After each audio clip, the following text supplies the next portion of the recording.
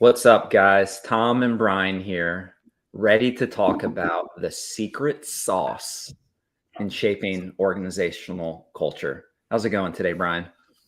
What's up, T? Dude, look, I got my little festive. This is how I roll. Can you see? Oh my You know, I goodness. don't know. I don't own a single sweater. What? Yeah, I don't own a single Dude, sweater.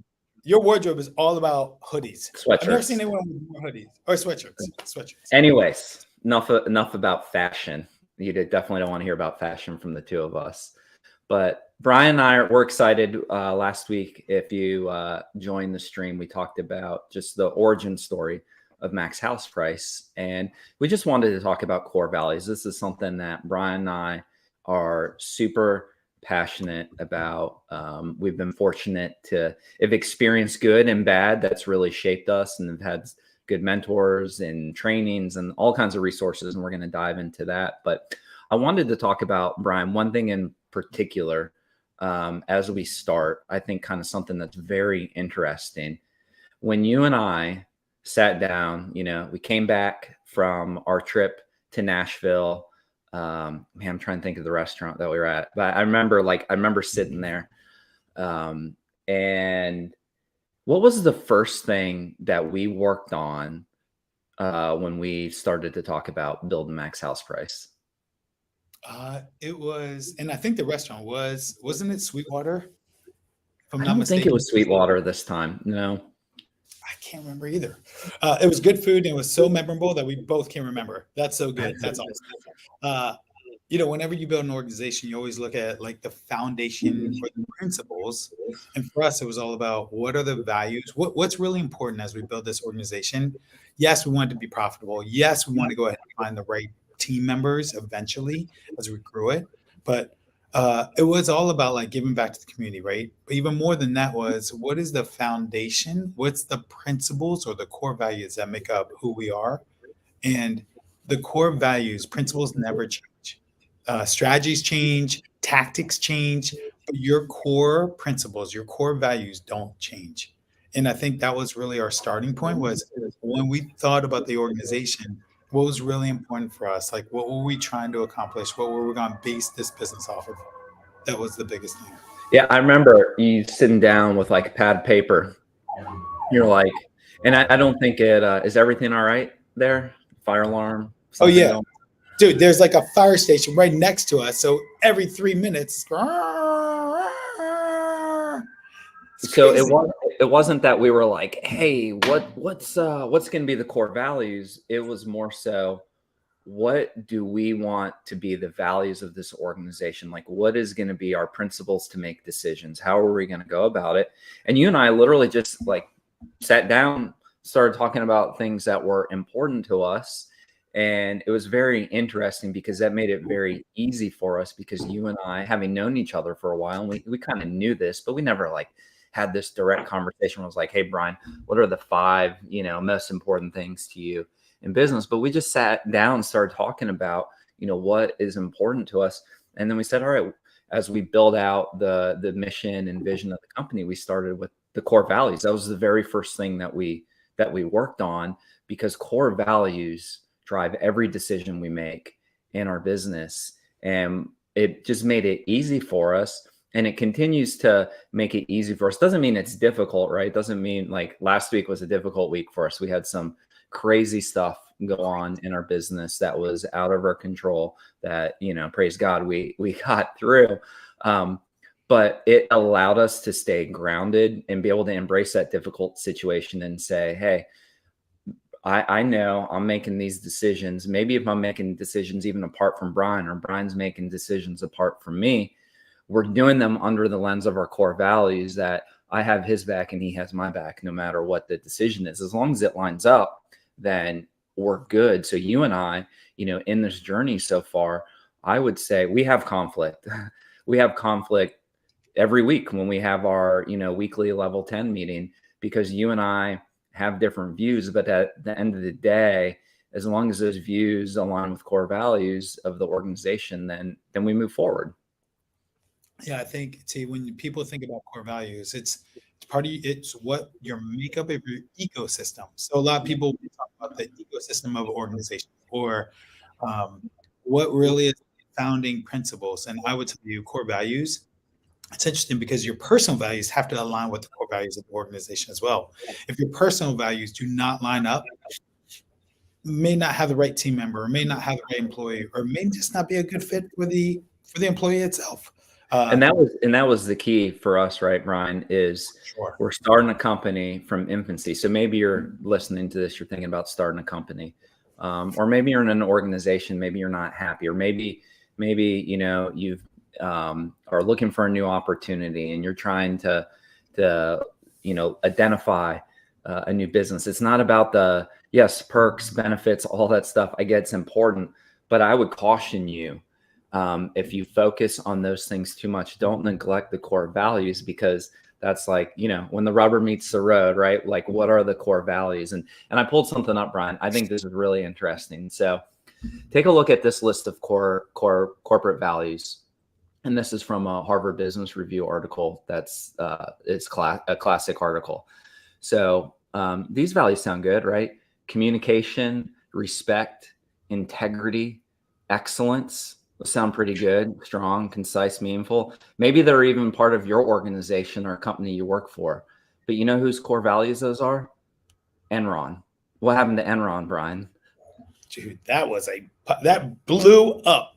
Actually, I wanted to say it was like 2000s. Enron blew up. All about deceit, lying, fraud. It was crazy. You want to talk about that was the core values of Enron. And then that was just spoken, but not actually lived by. So, in what the article says is if they're not meaningful, then they're meaningless. So this is something that you and I often talk about when discussing core values. I guess almost a joke of mine, like maybe I'm the only one that thinks it's funny, but anytime I hear like honesty and integrity, I'm like, that's not a core value. You shouldn't be in business if you're not an organization that's honest and has integrity. Like, that's 101. Should be rules to entry. Unfortunately, anyone can start a business, and that's not the case. And there's a lot of bad actors out there. But if have some things that are just very, you know, boilerplate, then they just really don't mean anything. So how can your employee or associate or partner handle a situation where it's like honesty and integrity? Well, I mean, yeah, sure, we're going to be honest and hold integrity, but that's not really going to help guide you into making the right decision. You can have an employee who's honest and has high integrity, and everyone should be that you have on your team, but that's not going to go deep enough to really weed out and figure out, is this person a good fit for your team? Well, Auntie, everyone should be honest and have integrity and be committed. Like, those don't have a lot of meaning behind them. I think what's really important, and the overall theme here, is business is hard. It's doable hard though, but when your values are clear, your decisions are easy. When your values are clear, your decisions are easy. And we've had many times over the past 5 years, over the past several months, several years, where we've had to make some decisions where it was super easy for us to make those decisions because our values were clear. And they may have been hard decisions, but the makeup of who you bring into your organization, who you serve out in the marketplace, what kind of business you create, it all comes down to, what do you value? What do you value personally? What do you want the organization to value? And what do you want your partners, your teammates, your employees to value as well? Yeah. So for example, if you have a core value that sounds like great and catchy in your business, but you personally don't identify with that core value, then you're going to be at odds. You're going to have a very difficult time making decisions. You're going to have a very difficult time earning the trust and respect of your team. You know, as an example, our primary core value that really is like supersedes everything is family first. And we have a conversation about it. So there's a lot of tools and tactics into getting into this. But when we look at things, we're always asking ourselves, all right, if this were my mother or my father or my sister or my aunt or uncle, someone in my family, what would I do in this situation? And I will tell you, it makes our decision-making process so much easier because there are certain things that they're just non-negotiable when it comes to family. However, let's think about this. It's Christmas season. Does anyone have an Uncle Eddie? A little crazy, a little out there. You love him. There may be some things you don't, like or agree with, but he's still family. So there's a certain boundary of things. It doesn't mean that like, hey, we're soft because it's family first. It's more of, hey, when a situation incurs, how would we treat someone that we really love and care about? Because we care about our team, we appreciate them. They're the ones who do the day-to-day work that move things forward. What do you think about that, Brian? Yeah, I think when you think about like our number one core value, we have four of them, but our number one core value being family first does not mean that there won't be conflict, because there will be. Doesn't mean that it's going to be no challenges. But when you baseline decisions based on, at least for us, putting family first, and not only family like our family members, but like our team, our company, our organizational structure, our employees, like even our partners and contractors, um, even when we are working with agents and sellers, like their family, right? And we want to make sure that we're acting in the best interest of everyone. But it is super clear when we can go ahead and make decisions based on the values that we've set earlier on when we first started the company. I think it just makes it a lot easier. And a side note, it's funny because Tom mentioned Christmas and holidays and also Hanukkah. It's like the fifth night. We got 6 nights. But we got a total of 8, just so you guys know, if you guys did not know that, it was great. But you also bring it back to like family. Holidays are all about family time. And this is where we want to gather. We want to really connect and really build a community. You have core values that are so strong, your culture thrives. There's no major obstacles because everything comes back to the core values. Everything comes back to why we do what we do and who we are internally. And that really extends outwardly. It's awesome. I love it. And to repeat it, one of my favorite business books of all time, Traction by Gino Wickman. This is not a book that you just sit through and read. This is not an audible book. This is like a textbook. It's a pretty small textbook, but it's a textbook. And core values is not, well, no one's in an office really anymore, but back when I was in an office, it's like, the ping pong table and the food and the snack, like that's not core values. That's not culture. That's just fluff. That's not culture. And I think he does a phenomenal job of defining core values. And it's a timeless set of guiding principles that define your culture and the behaviors you expect from one another. They help you determine who fits your culture and who doesn't. And they help you attract like-minded people to your team. Did you hear that? It's guiding principles. It's what you expect from one another. So at MaxHousePrice, for us, it's family first, all in, decisiveness, and lead by example. So we expect that of every single person on our team. We expect that of people that we work with. And it's very easy for us because now, there's so much subjectivity and like I'm guilty as charged of changing my mind about things very often. But when it comes to looking at making a tough decision or deciding what to do in a situation, it's like, it's liberating. It's freedom to say, hey, here's our values. What are we going to do in this situation? How are we going to treat this client? Like, what are our options? And a lot of things just go by the wayside because they don't fit the family first. It's not showing our commitment to them. It's we also have to make decisions. It's something that like Brian and I, it's just, again, it fits our personality. We like to make decisions. We don't care if we're like so much if we're wrong and we make the wrong decision. We talk, and that's something we can talk about. We talk about that with our team. Like, we're going to all make mistakes. We're all going to make wrong decisions. But what we don't want to be is to just, just be stuck and not make a decision. Like, better to just do something and fail and learn from it than do nothing at all, right? So those are the kind of things that we look at through every situation and every decision that we encounter in our business. Like, we literally do. And to me, that's the secret to our culture, that we feel like we have a very strong culture on our team. We have amazing teammates that are committed, that do these things on a regular basis. And it's not because we're virtual or because we have an interesting business or because, Brian and I are amazing. It has nothing to do with that. It's this collective group of people saying, yes, I want to be in a company that values family. I want to be in a company that makes decisions, that's all in, that doesn't, ask people to do things that they wouldn't be willing to do themselves. That's right. It just makes it so much easier to make decisions. Again, this is for us.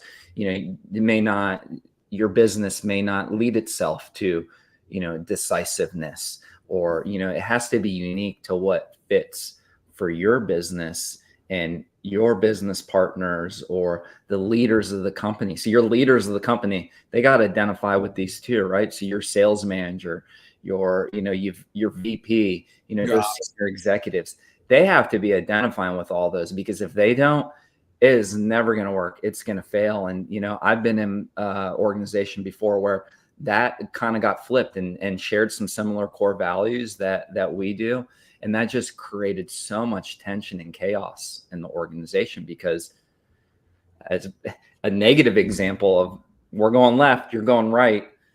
We all need to be going left together. We all need to be going right together. Yeah. T, it's interesting because what you're talking about is dysfunction. And if the core values are not there and they're not present, there's dysfunction. And then you have a dysfunctional organization. And now there's deceit, there's fraud, there's no alignment based on the guiding principles of what makes up that organization. I think what's really important too is the secret sauce for us at MaxHousePrice is we talk about our core values a lot.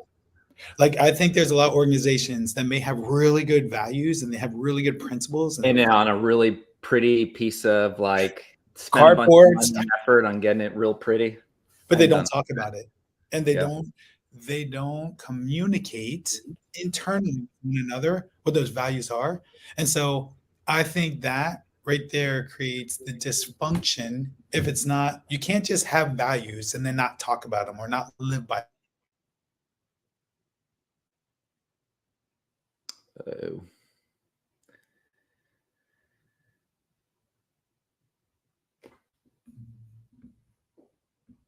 Are you there, Brian? I think we lost Brian for a second, or lost me. Let's give him a second to reconnect. That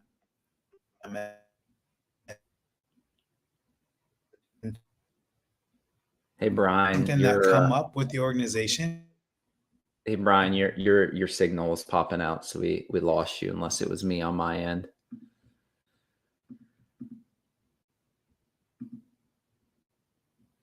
New process we're learning here, trying to figure stuff out. Hopefully you're not hearing both of us. Yeah. So I'll give Brian a second to come back in here. So, one of the things I think about with core values is, I think one of the important things is you make hiring and firing decisions based upon that. I think we live in an economy where things change fast, and yesterday's success is not going to win you, today.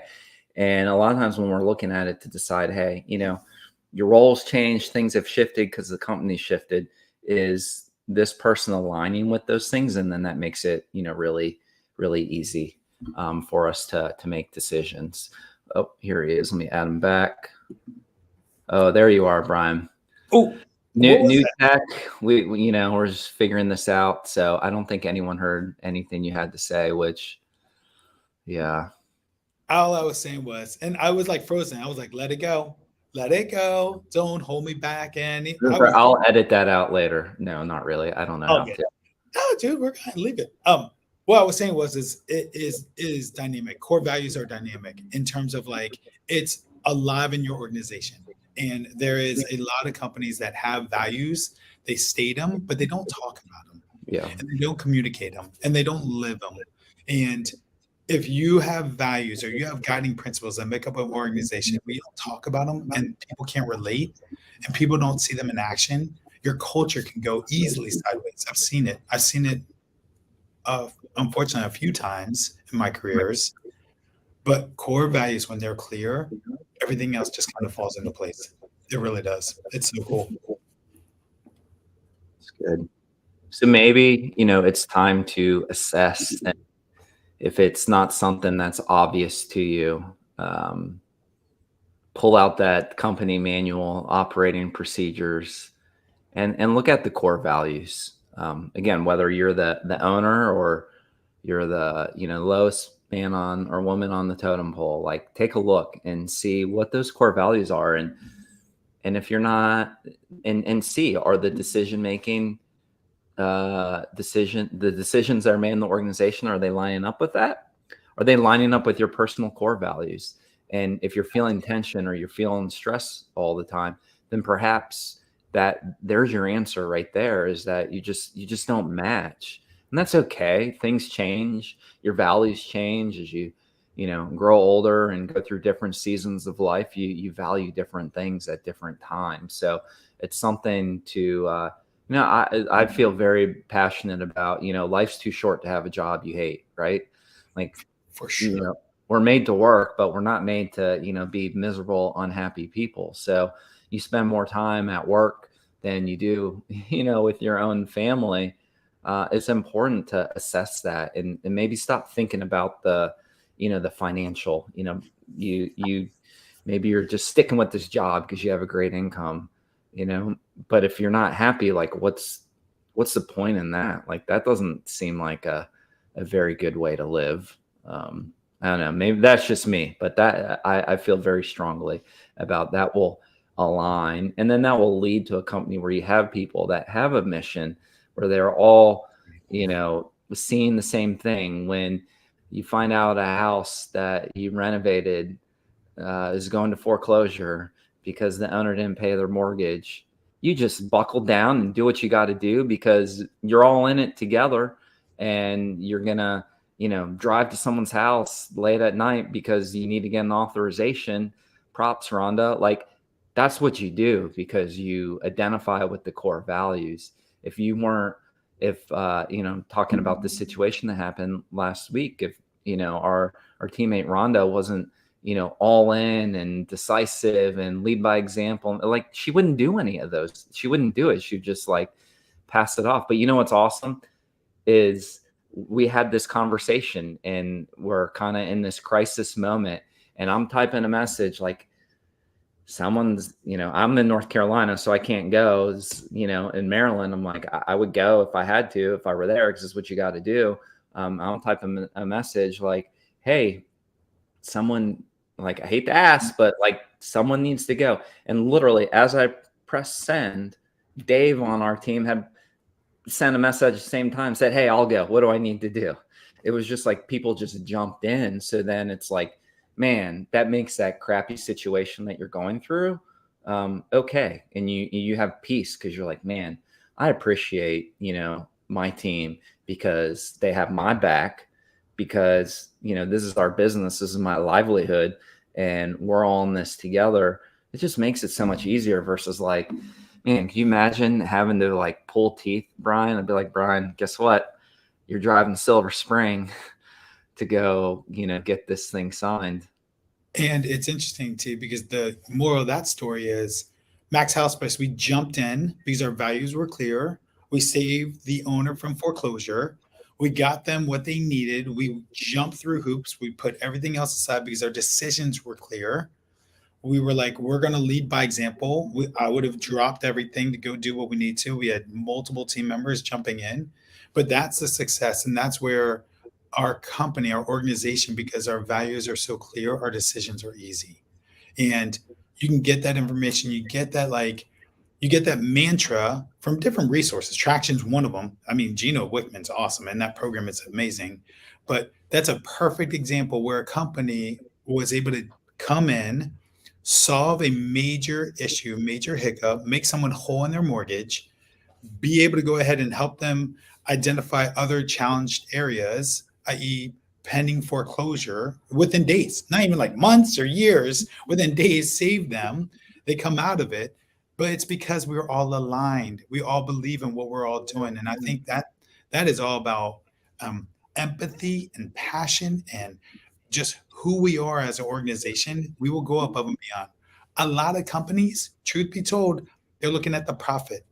They're looking at the, hey, you know what? We got to chalk this up. We're not going to make our profit.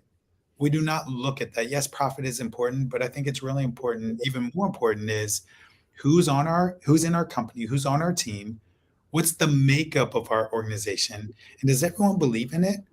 And at times of crisis, no one freaks out because we have core values that are super clear, that we are able to be decisive and go into action and help someone.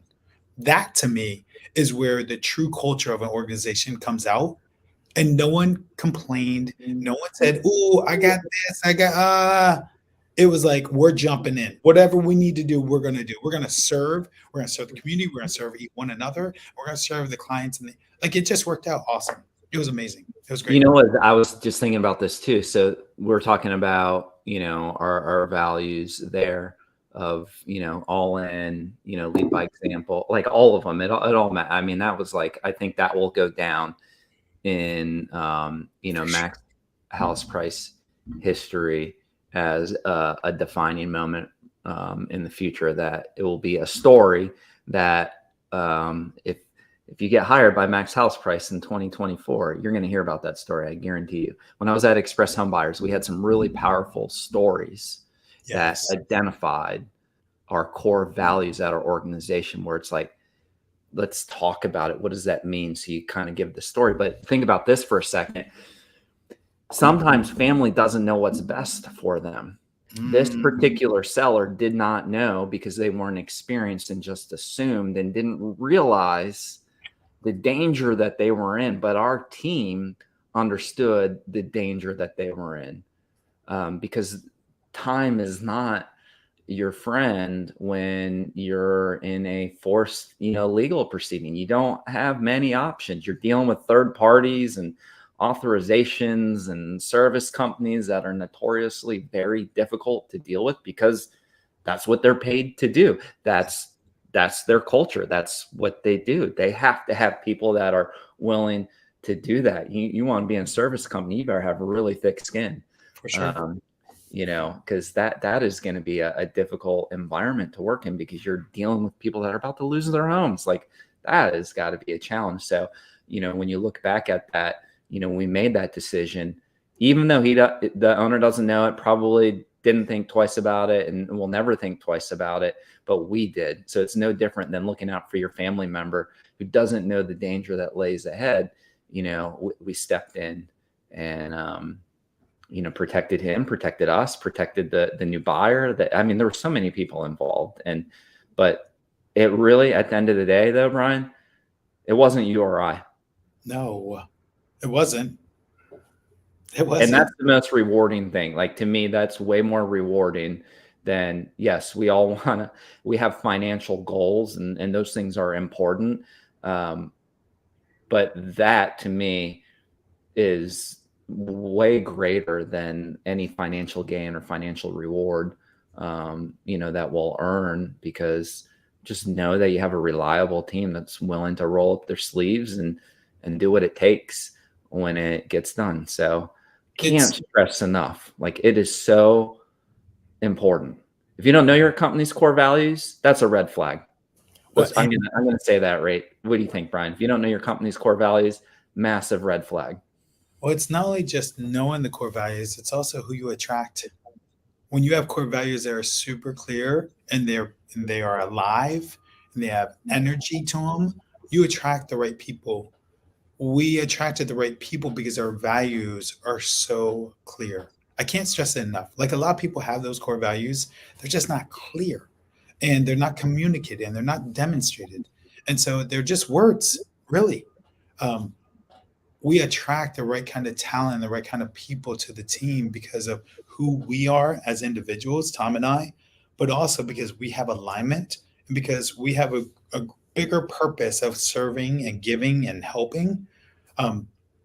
It's powerful. Like that is a win for 2023 for us for sure. One of them, probably a win for the company over since inception, and how we got down to the wire. We were able to, everyone jumped in where they needed to, and it I mean, wasn't. it went beyond that. I mean, it was, for me, it was a spiritual test. There was wins there.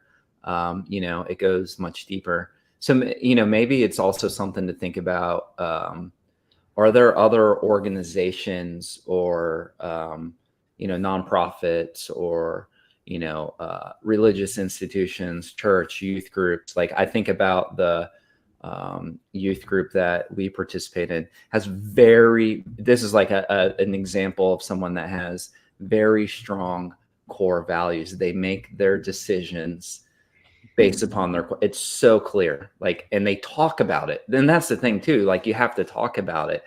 And one of the things that the organization I'm part about is, we lead from the front.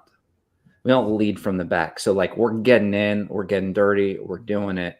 It's real similar to some of the values that we have. It's just in their words that fits their culture and what they do. And all the volunteers like know, and it's like, it's just continually brought up to us. And that really draws this team. And I'm a part of this ministry that's like, it's amazing because it has phenomenal culture. People are willing to do for others like above and beyond because they identify and they appreciate it and they see it. But it's talked about too. It's the secret sauce. Like when I make sweet potato fries, I usually get, most people do like ketchup or ranch. I have my own secret sauce. I do mayonnaise and a little bit of ketchup. Oh my gosh, dude. You mix it up and then like dip it. I'm getting hungry. I gotta stop. But the secret sauce of an organization and the culture of the organization, it all drives back to the values. It's all about the values. Guys, I love this, T. I love You doing gotta it. work on your internet connection next time. You know what? It's weird because I got 5 bars, but we'll see. Yeah. And I feel like I rambled a lot, which I always feel that way. So probably did. You're a rambling man. I'm a Oh my gosh, I rambling knew man. I was gonna throw that song somewhere in there at one Yeah. point. This is awesome. What should we talk about next? How long beards can grow and how long it takes. I'm just kidding. I don't know. You tell us because you've shared some stories, but I think the biggest thing is identifying the right talent. I think that would be really good. Is how do you bring the right talent into the organization?